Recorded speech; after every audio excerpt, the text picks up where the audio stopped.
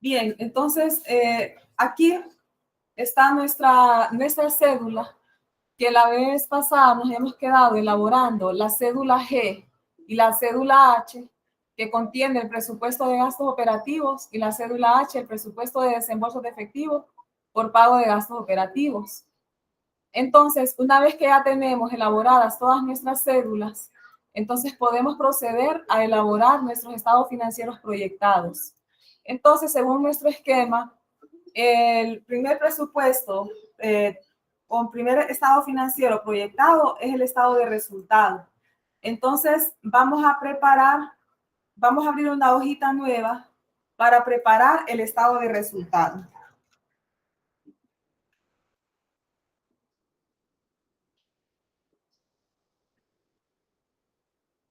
Bien, entonces para el estado de resultado únicamente necesitamos integrar todas las cédulas que nosotros ya determinamos. Entonces vamos a colocar el encabezado de nuestra empresa aquí. Aquí vamos a colocarle que este es un estado de resultado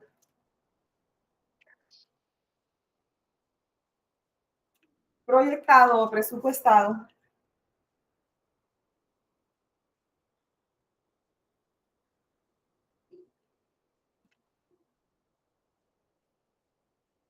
Y aquí vamos a dejarle el periodo que corresponde, que en este caso corresponde a los meses de junio, julio y agosto 2025. Entonces, todos ya conocemos el formato de un estado de resultado y sabemos que este está compuesto por 5 columnas donde vamos a desarrollar dicho estado de resultado. Entonces, vamos a seleccionar aquí esas columnas, ¿verdad? Entonces, todos ya sabemos qué información poner en estas columnas. Ya sabemos cuál es la primera cuenta del estado de resultado.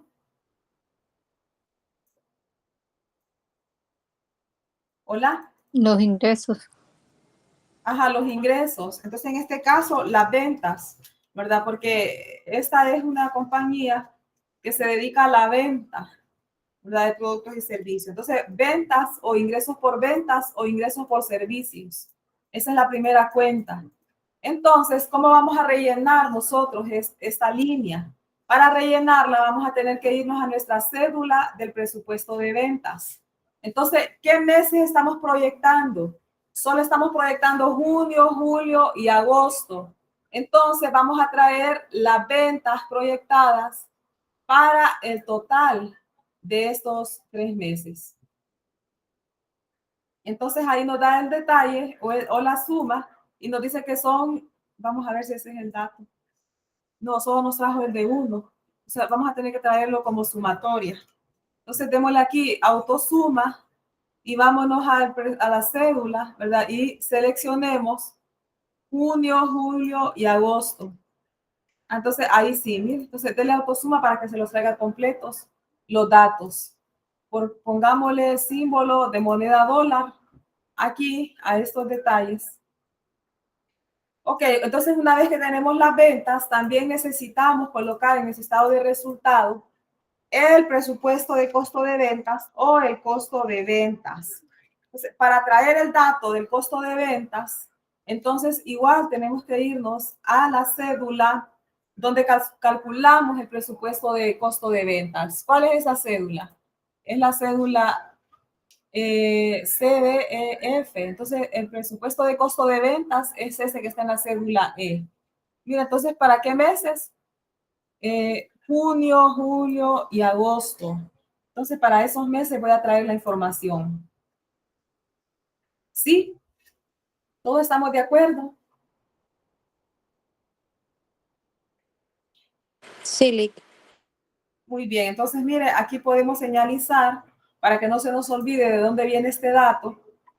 Podemos registrar que viene de la cédula A.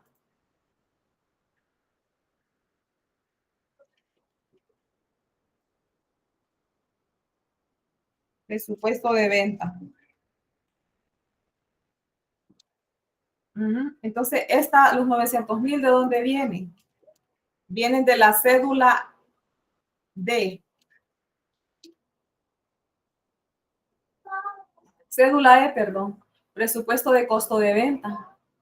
Entonces, ¿para qué lo señalizamos? Para saber, ¿verdad? Cuando no sé qué volver a hacer otro caso, sabemos de dónde ir a traer los datos. Entonces, aquí, cédula E, presupuesto de costo.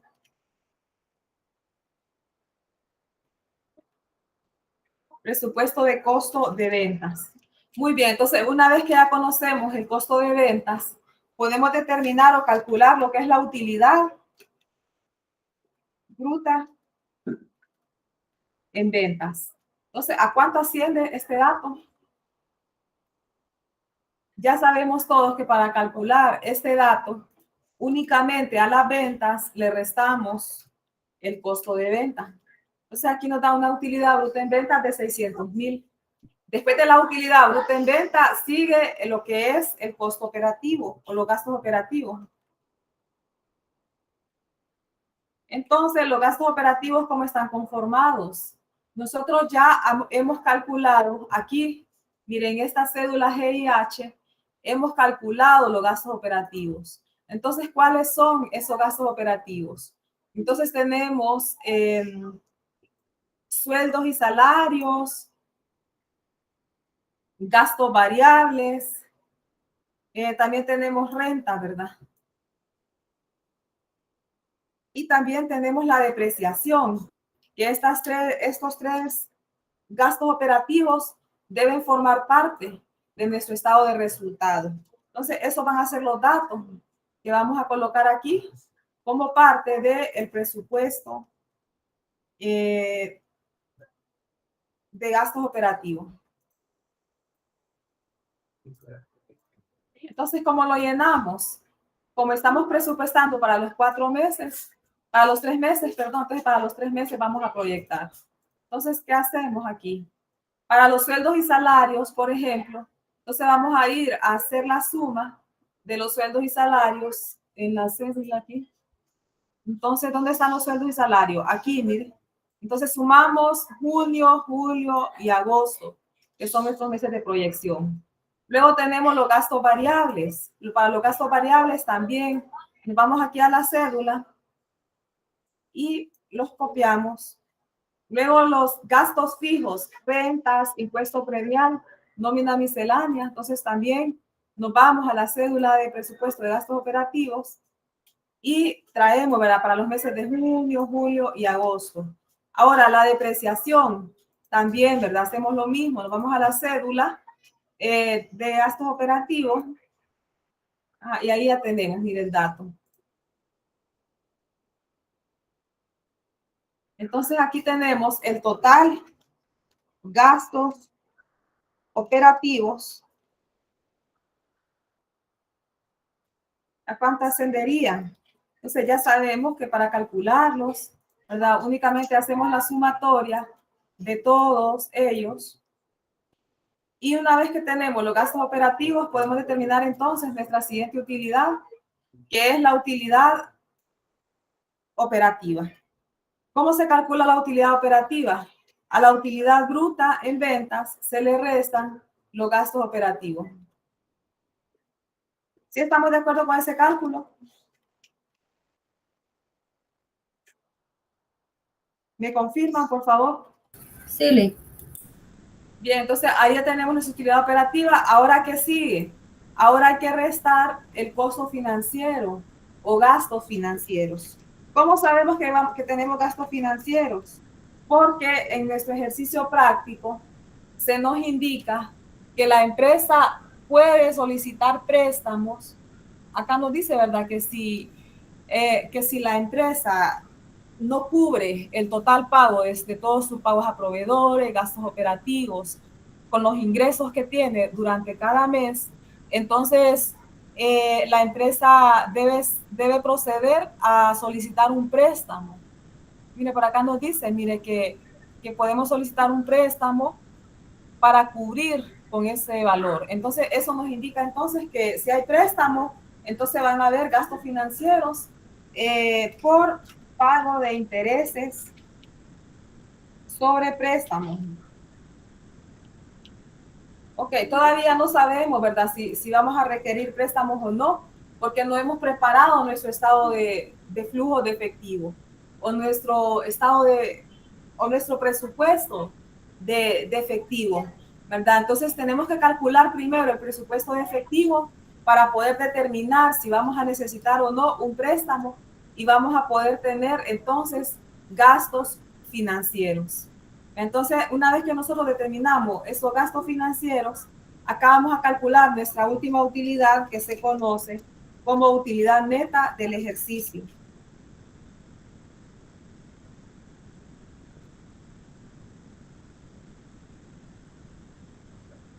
Entonces, este estado de resultado ya está completado.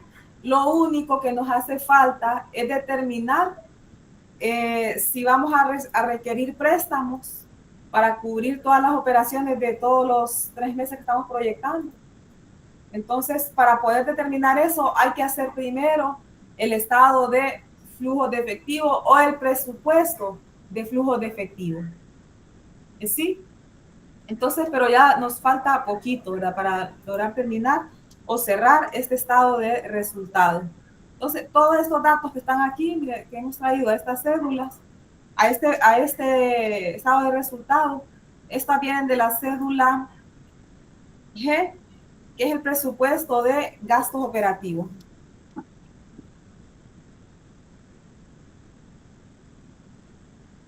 Bien, entonces vamos a proceder en este momento a elaborar el estado de flujo de efectivo. Antes de eso, vamos a ponerle las firmas. Aquí, acordémonos que hay una firma del contador, tenemos una firma del auditor y tenemos una firma del gerente o propietario.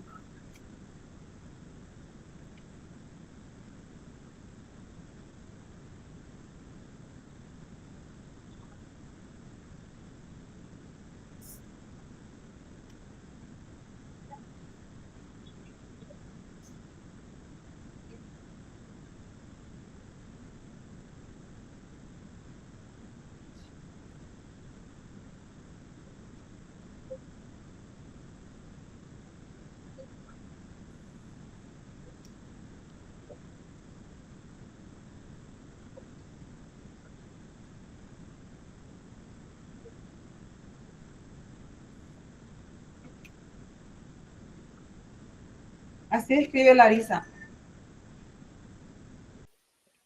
Hola, Alexis, así se escribe. Ok, gracias. Jessica Ramírez, así. Sí, casi. Perfecto.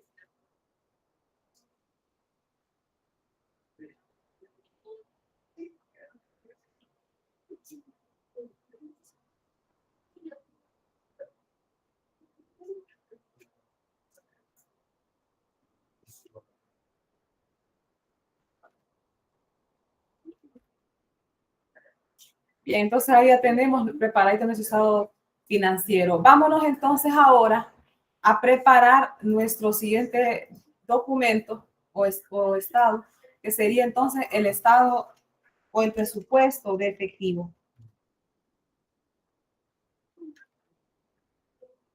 En este caso sería un presupuesto de efectivo porque la forma del presupuesto no va como un estado de flujo, ¿verdad? A menos que quisiéramos hacerlo como un estado de flujo de acuerdo con la NIC 7. Pero en este caso sería como un presupuesto nada más de efectivo. Bien, entonces, ¿qué lleva un presupuesto de efectivo? También trae un encabezado de la entidad que estamos contabilizando. También vamos a colocar aquí los meses para los que estamos proyectando y vamos a dejarlos por aquí. Entonces aquí vamos a colocarle que este es un estado o un presupuesto de efectivo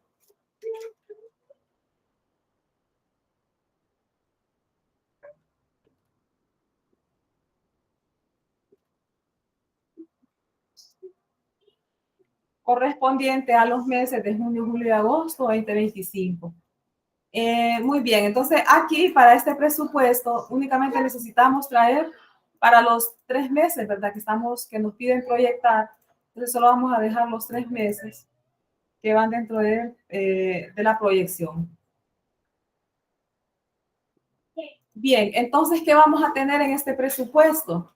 Ya en nuestro casito práctico se nos indica que el presupuesto o que se nos pide, ¿verdad? Que se mantenga un saldo mínimo requerido como parte del presupuesto. Creo que es de 25,000 lempiras. Vámonos a ver, ¿verdad? Nuestro caso práctico. ¿Qué datos se nos dan para el presupuesto de flujo de efectivo? Leamos nuestro caso para ver qué se nos indica. Entonces, por acá tenemos y nos dice que por acá vamos. Y vamos por acá, mire. Aquí nos indica, en junio se van a desembolsar $55,000 por instalaciones adquiridas en mayo. El saldo de las cuentas por pagar al 31 de mayo incluye esta cantidad. Entonces, esto se va a desembolsar, estos $55,000. Entonces, si esta va a ser un desembolso, va a representar una salida de efectivo en nuestro flujo de efectivo. Luego tenemos también, suponga que se debe mantener un saldo mínimo en efectivo de $25,000. También suponga que todas las solicitudes de préstamo son efectivas al inicio del mes y todos los reembolsos se hacen al final del mes. Se pagan intereses solo al momento de reembolsar el principal. La tasa de interés es del 10% anual. Redondee los cálculos de los intereses a los siguientes $10. Todos los préstamos y reembolso del principal deben hacerse en múltiplos de $1,000. Entonces, mire, estos son los datos que nos dan para que preparemos el flujo de efectivo. Entonces, lo primero que hay que saber, entonces, ¿cuánto es el saldo inicial en caja? Entonces, si estamos hablando del mes de junio, entonces, ¿cuánto sería el saldo inicial en caja o en efectivo? ¿Cuánto sería el saldo inicial para junio?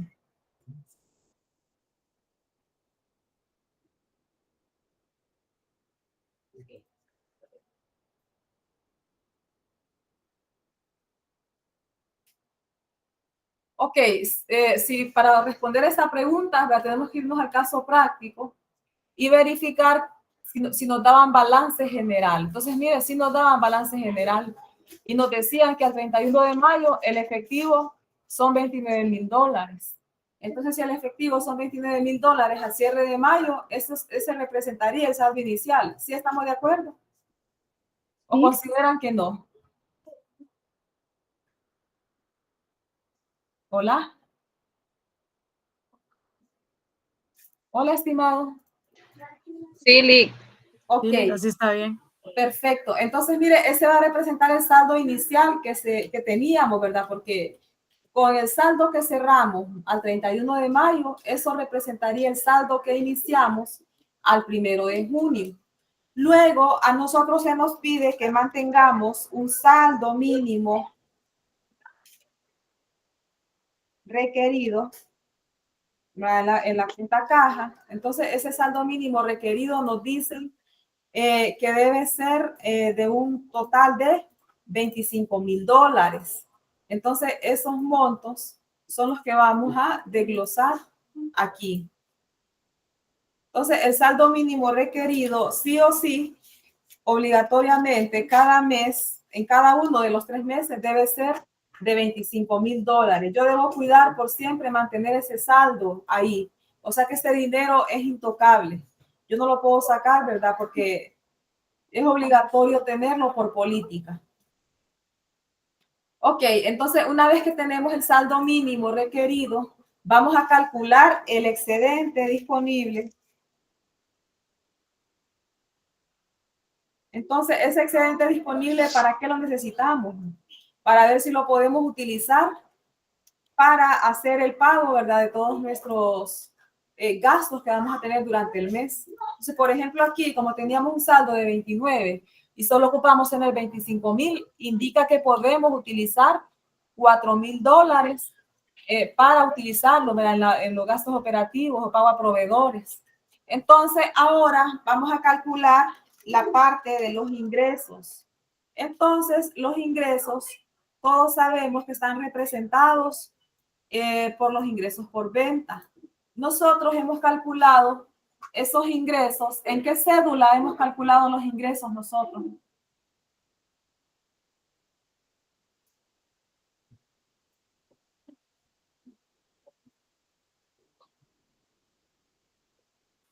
En la ALIC. No. Anda cerca.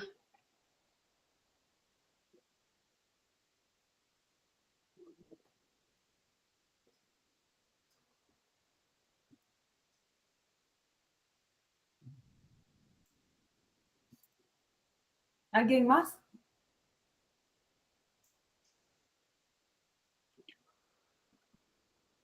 En la cédula B. Entonces, recuerde que hicimos una cédula B que se conoce como presupuesto de cobros de efectivo por las ventas. Entonces, de esta cédula vamos a traer ese dinero. Entonces, ¿dónde está esa cédula? Aquí, mire, cédula AB, ¿verdad? Entonces, vámonos a ir aquí, mire, cédula B, presupuesto de cobros de efectivo. Y aquí nos dice cuánto va a ser el total a cobrar en efectivo para cada mes. Entonces, aquí me interesa traer el de junio. Entonces, debo traer este valor correspondiente al mes de junio para junio del flujo de efectivo. Luego el de julio, nos vamos a buscar el del mes de julio. Aquí, mire. El del mes de agosto, ¿dónde lo vamos a buscar? Siempre a la misma cédula D, solo que voy a elegir el mes de agosto. Entonces aquí está 454,000. ¿Sí? ¿Estamos de acuerdo? Bien, una vez que ya tenemos entonces identificado los ingresos, no hay ingresos adicionales en este caso. Ese es el único tipo de ingresos que la entidad maneja. Entonces, ahora vamos a proceder a calcular los egresos.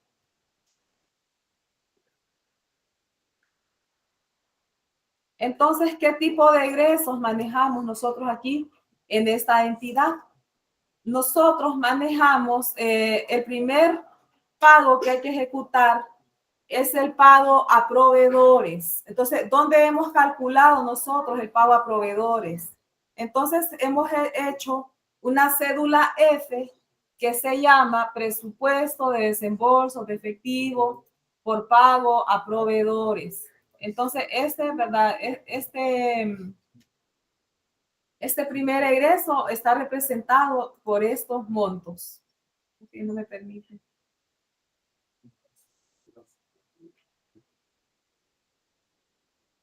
Vamos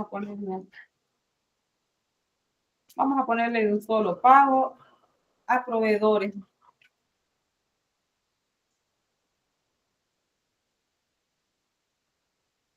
Ok, entonces ese pago a proveedores, como ya sabemos que lo tenemos en esta cédula, entonces vamos a hacer lo mismo. Aquí nos dice, mire, que para cada mes, ¿verdad? El desembolso de efectivo a proveedores, por ejemplo, para junio son 420,000. Para julio, el presupuesto de pago a proveedores es de 240,000, perdón. Para agosto, el presupuesto por pago a proveedores es de 240,000. Entonces, ahí tenemos el pago a proveedores. Ok, ¿qué otro tipo de gastos tenemos nosotros en este mes? Tenemos también el pago de gastos operativos. Entonces, en el pago de gastos operativos, ¿qué tipo de pagos tenemos? Vámonos a la cédula de gastos operativos. Entonces, si nos fijamos, nosotros vamos a traer los datos. Los de la cédula G, no, ¿verdad? Porque las de la cédula G son precisamente para hacer el estado de resultado. Para el estado de flujo de efectivo, los que tenemos que traer son los de la cédula H, porque los de la cédula H son los que representan desembolso de efectivo. ¿Y cuáles son esos? Son estos que tenemos aquí. Mire, sueldos y salarios, gasto variable, gastos fijos por renta, predial y nómina. Entonces, todos estos, ¿verdad? Los podemos traer aquí al estado de flujo de efectivo. Entonces, aquí podemos traerlos, ¿verdad? Tal como los tenemos aquí en la cédula H. Entonces, por ejemplo, los sueldos y salarios para junio es esa cantidad. Los gastos variables para junio son 128,000. Los gastos fijos, renta e impuestos, entonces nos da 55,000. Entonces, aquí, si nos fijamos, la depreciación no viene sumada, por lo que ya dijimos que la depreciación no representa una salida. Entonces, la depreciación no se ve reflejada en el presupuesto de flujo, pero sí la vemos reflejada en el estado de resultado. Aquí sí tiene que venir, miren. Sin embargo, en el presupuesto de flujo de efectivo no debe venir. Entonces, mire, una vez que ya tenemos este detalle, entonces ya conocemos, ¿verdad?, este tipo de salidas. Pero adicionalmente a estas salidas que tenemos aquí, también en el ejercicio práctico nos dice que en el mes de junio va a haber un desembolso de efectivo por compra de instalaciones. ¿A dónde nos lo dice? Aquí, miren, aquí nos indica. En junio se van a desembolsar $55,000 por instalaciones adquiridas en mayo. O sea que esas instalaciones que adquirimos en mayo ya están registradas en los activos. Ya se adquirieron, solo que vamos a hacer el desembolso hasta en el mes de junio. Entonces, nosotros vamos a reflejar este pago aquí. ¿De qué monto es? Siempre de $55,000. De casualidad de 55,000. Entonces aquí pago por nuevas instalaciones adquiridas.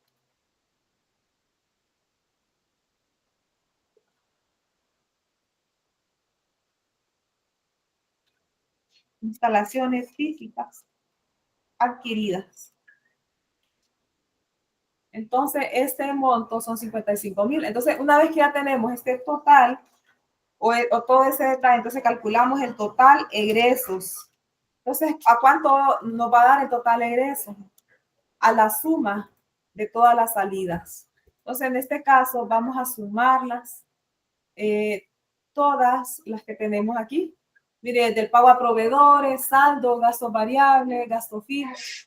Entonces, para el mes de junio, nos indica que vamos a tener salidas o egresos de 698,000 para ese mes de junio.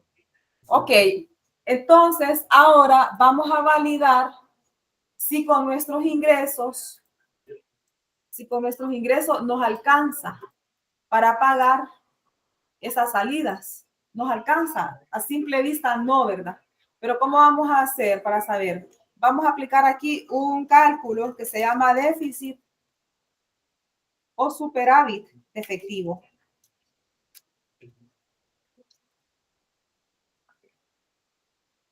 Entonces va a haber un déficit cuando nos quede negativo, o sea que no nos alcanza para cubrir todos nuestros pagos. Y va a haber superávit cuando el saldo nos quede en positivo.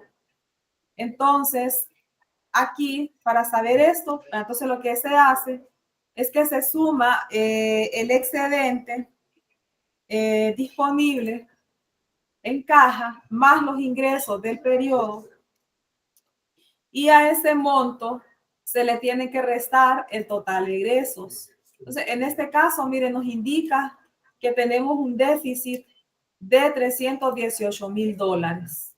Entonces, si tenemos un déficit, ya el ejercicio práctico nos dice, si usted tiene un déficit, entonces proceda a obtener un préstamo. Entonces vamos a solicitar un desembolso de préstamo. Entonces, ¿por qué monto?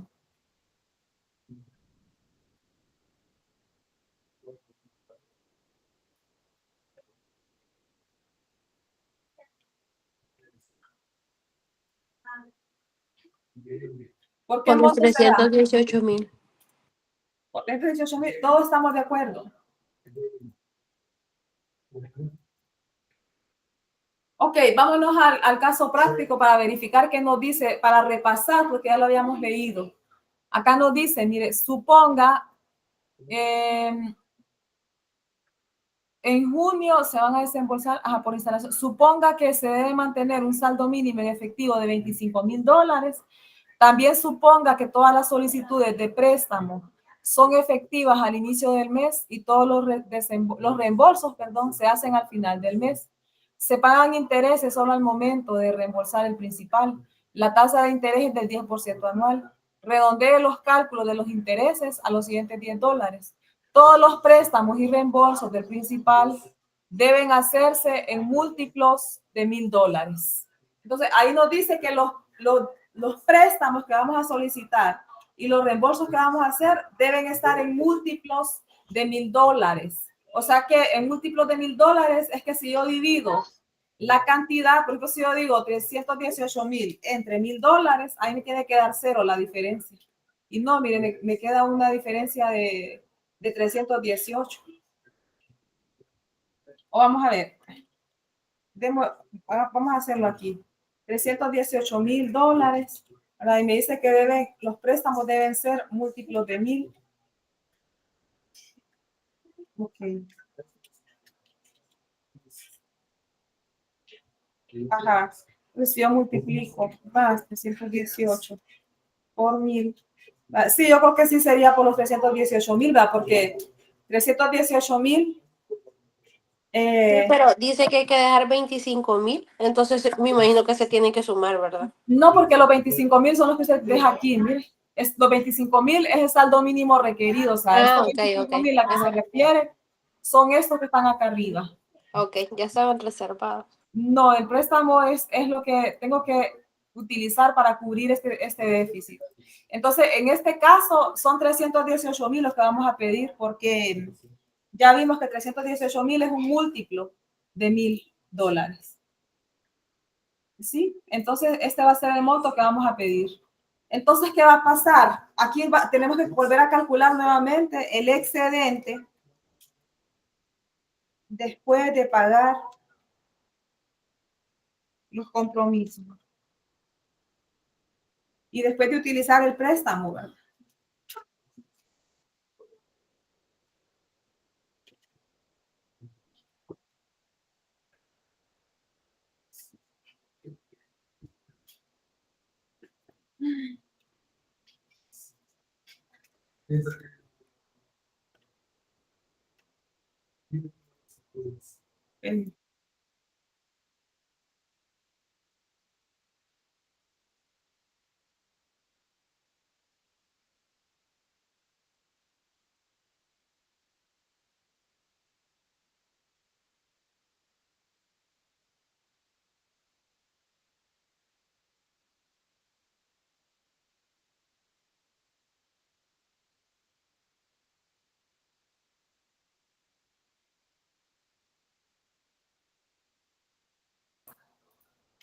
Bien, entonces por acá tenemos, mire, ¿cuánto sería entonces el excedente aquí?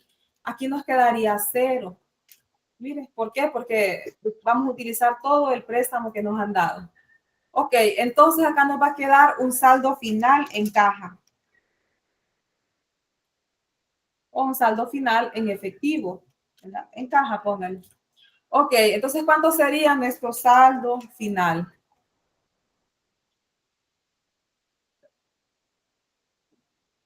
Entonces, aquí sería efectivo o equivalente de efectivo. Entonces, mi saldo final estaría compuesto entonces por el saldo mínimo requerido más el excedente que me queda aquí después de pagar los compromisos y utilizar el préstamo. Entonces, en este caso, mire, serían $25,000 los que me quedan. ¿Sí? ¿Estamos de acuerdo con ese cálculo?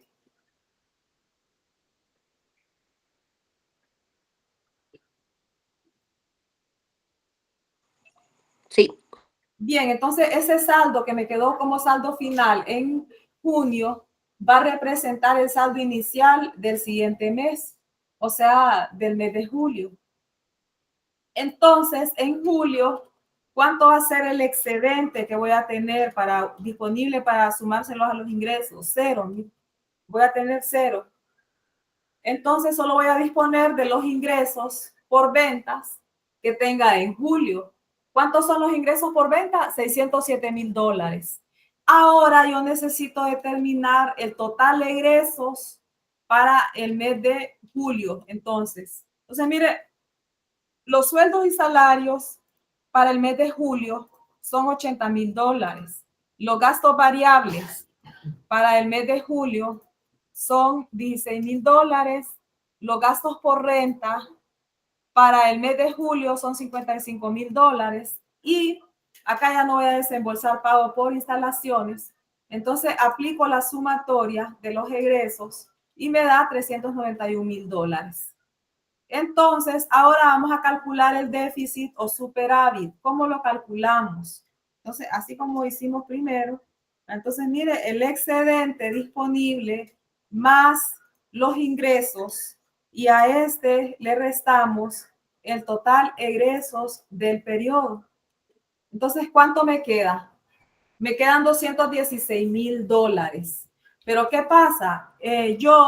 Como yo tengo un préstamo, entonces yo debo ir pagando el saldo al préstamo. ¿Por qué? Porque los préstamos se reembolsan, ¿verdad? Al final del mes, en cuanto conseguimos el dinero, y vamos pagando una tasa del 10%.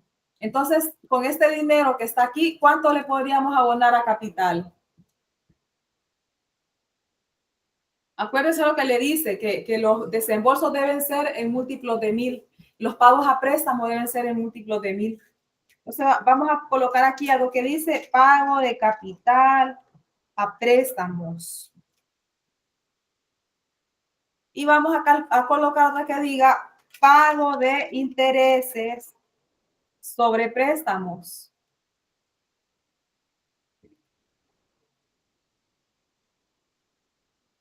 Entonces, como este dinero lo vamos pagando mensualmente en cuanto conseguimos el dinero, entonces se considera que el pago de intereses es sobre saldos insolutos o sobre el monto, ¿verdad?, utilizado en el mes. Entonces, ¿a cuánto ascendería el monto del pago que vamos a hacer aquí? Me dice que los pagos tienen que ser en múltiplos de 1,000. Entonces, ¿podríamos pagar estos 216,000? ¿Sí o no?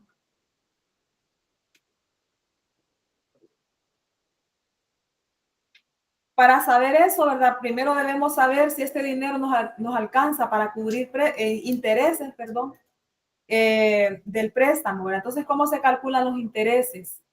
Supongamos que podemos pagar, ¿cuánto creen que podemos pagar con esos 216,000 para cubrir capital e intereses? ¿Cuánto creen ustedes?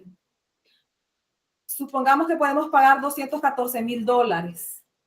Entonces, esos $214,000 hay que multiplicarlos, ¿verdad?, por la tasa, que en este caso es del 0,10%. Esta la dividimos entre 360 y la multiplicamos por 2 meses, que fue el tiempo que tuvimos el dinero.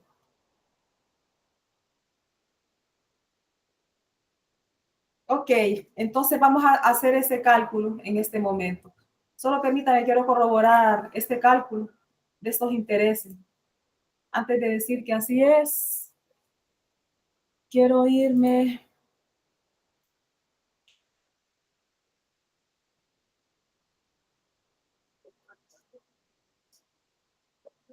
No.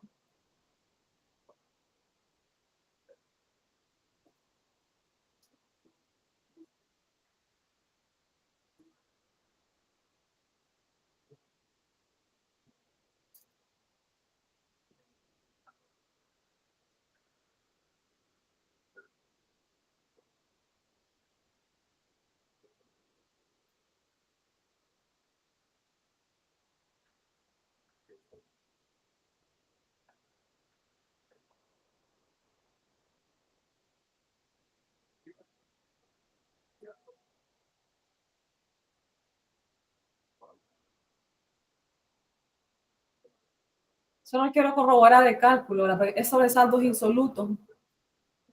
Entonces, vámonos al flujo de efectivo. Vamos a ver si tenemos intereses aquí. Flujo de efectivo proyectado. Sí, multiplicamos el principal por la tasa. No, luego lo multiplicamos por los meses, ¿verdad? Y lo dividimos entre 12. Sí. Vamos a corroborar la tasa. Entonces, en este caso, multiplica el principal por la tasa y luego ese monto multiplica el principal por la tasa y luego el monto lo multiplica por los meses que lo tuvo. En este caso, 2 meses. ¿Por qué 2 meses lo tuvimos? Porque nos prestaron el dinero en junio y lo vamos a pagar en julio. Entonces, nosotros tuvimos ese dinero durante junio y julio. Entonces, por eso debe multiplicarlo por 2 meses y luego dividirlo entre 12, que son los meses que trae el año. ¿Para qué? Para que le reconozca la tasa como efectiva. O sea, esta es una tasa anual, ¿verdad? Pero la vamos a hacer haciendo efectiva mensual. Entonces, así lo vamos a calcular. Ok, entonces probemos a ver con estos datos, a ver si nos ajustan los $216,000 para poder hacer el pago, pero miremos si la tasa es del 10, porque no recuerdo de este caso práctico de cuánto es la tasa. Sí, el 10%, Lick. Es el 10. Ah, ok, gracias, estimada. Entonces, vamos a hacer ese cálculo aquí, mira. Así como lo colocamos aquí, así mismito, así vamos a hacer el cálculo aquí. Entonces, ¿cómo hacemos? Abrimos paréntesis. Entonces, adentro del paréntesis debemos tener los $214,000 que queremos pagar. Entonces, aquí le aplicamos, mire, por el 0.10, que es la tasa. Luego nos salimos del paréntesis, así como está ahí. Le pone el signo por, luego el 2, luego el signo de división y le pone el 12. Mire, entonces ahí nos dice, mire, que si nosotros pagamos 214,000, entonces los intereses son 3,566. Entonces, si pagamos 3,566 más 214,000, no nos ajusta porque tenemos que tener 217,000. Entonces, como no nos ajusta, hay que probar entonces con un monto mínimo, menos. Entonces, probemos con 212,000 a veces con esa cantidad. Y pongamos aquí 212,000. Tampoco. Pongamos 210,000.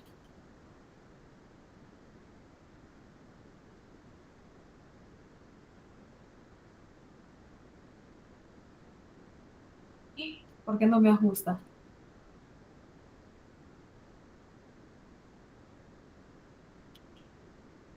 Ok, pongamos menos entonces.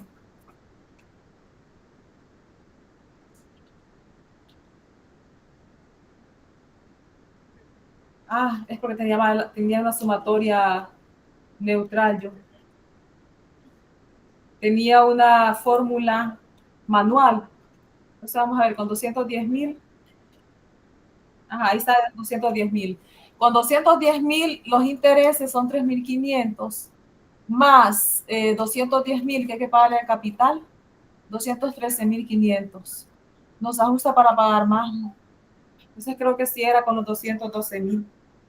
¿Alguien ya hizo el cálculo y le dio diferente? Hagámoslo con 212,000.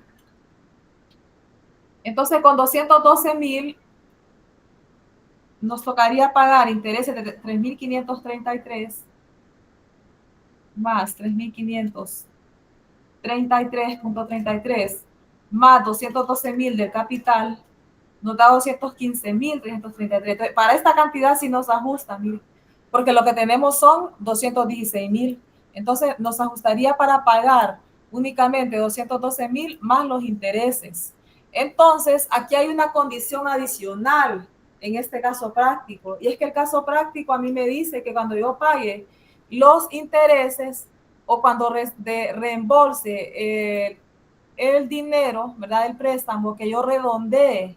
Aquí me dice, redondee los cálculos de los intereses a los siguientes $10. Entonces, ¿qué indica esto? Que yo no tengo que pagar estas cifras así quebradas, mire, o con decimales, sino que yo a esto tengo que redondearlo a manera de que me quede en los siguientes $10. ¿Cuánto sería aquí los siguientes $10?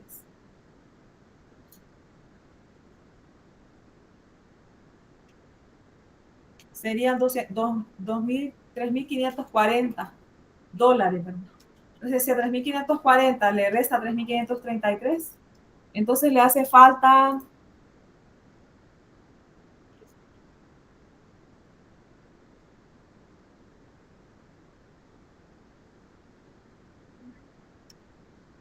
$66.67 le hacen falta. Entonces, esos $66.67 tenemos que sumarlos aquí.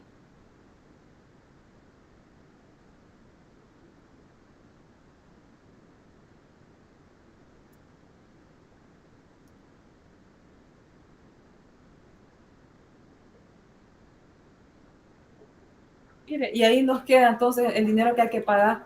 $3.540 hay que pagar en intereses. Y en capital, ¿cuánto hay que pagar? $212.000. ¿Estamos de acuerdo con este cálculo? Una vez que tenemos el dato, procedemos a hacer la sumatoria. Entonces, perdón. Aquí lo que vamos a hacer, ¿verdad?, es calcular el saldo, el excedente, ¿verdad?, después de hacer uso de pagar los compromisos y utilizar el préstamo. Entonces, ¿cómo vamos a calcular ese dato? A el dinero, ¿verdad?, que teníamos aquí disponible, le vamos a restar entonces el pago a préstamo, el pago del principal y el pago de intereses. Entonces, ¿cuánto es el excedente que nos queda? Nos quedaron $460 positivos. Entonces, el saldo final va a estar representado por los $25.000 que tengo en caja como saldo mínimo requerido, más el excedente que tuve aquí. Entonces, mire, el saldo final en caja son $25.460 y estos $25.460 representan el saldo inicial del mes de agosto. ¿Sí? Entonces, vamos a quedarnos por aquí el día de hoy y mañana vamos a continuar con este caso. ¿Tenemos alguna pregunta al respecto? ¿Quedaron claros los cálculos?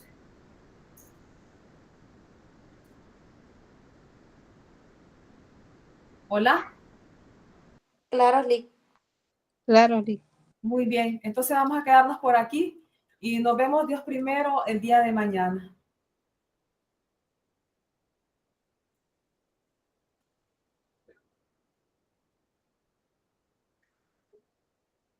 Buenas noches, Lick. Buenas noches. Buenas noches, Lick. Buenas noches.